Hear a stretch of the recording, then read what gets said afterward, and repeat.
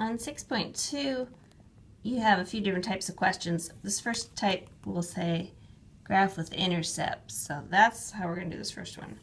So to graph with intercepts, you're going to work two problems. First, you're going to put in a 0 for x and solve and get the y value. So we write down -8, put the 0 where the x is, minus 5y equals -40. So that's 0. Sorry, bad writing there. Then we divide, and -40 divided by -5 is 8. So we come over here and you know that if x is 0, y is 8. Then you put a 0 in for y. So you have -8x minus 5, put the 0 where the y is, and you work out this problem. Divide both sides by 8, and this time we get x equals 5.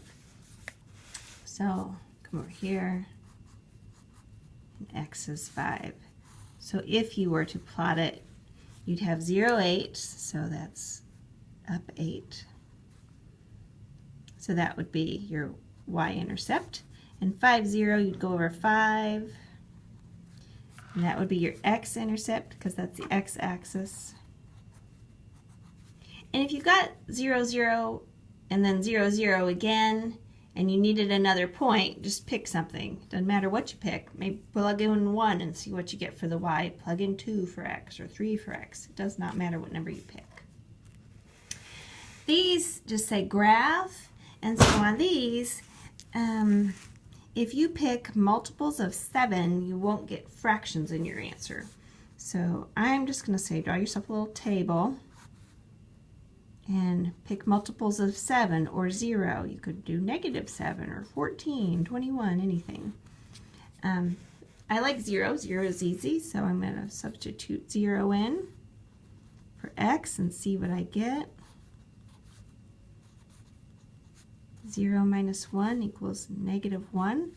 So if x was 0, y is -1. And then I'm gonna go with this 7 here. I'm gonna substitute 7 and see what I get.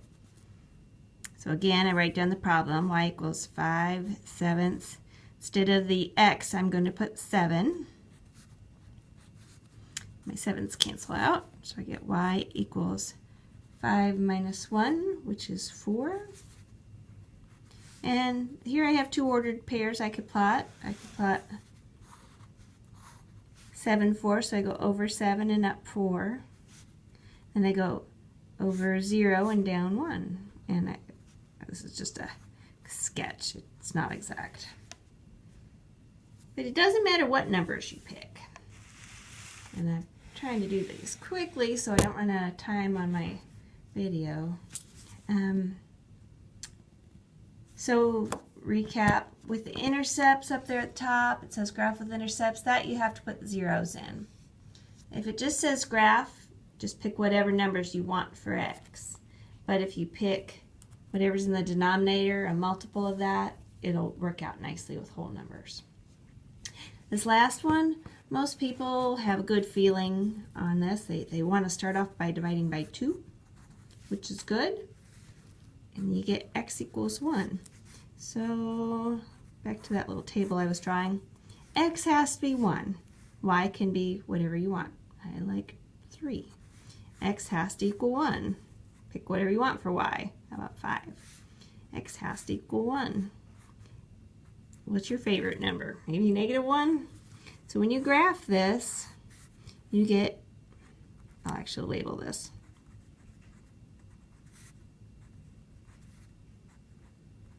So x is 1, y is 3, x is 1, y is 5, x is 1, y is -1.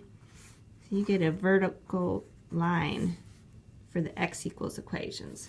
If the equation was y equals 2, you would end up with a horizontal line going through the 2. And that's a quick summary of 6.2.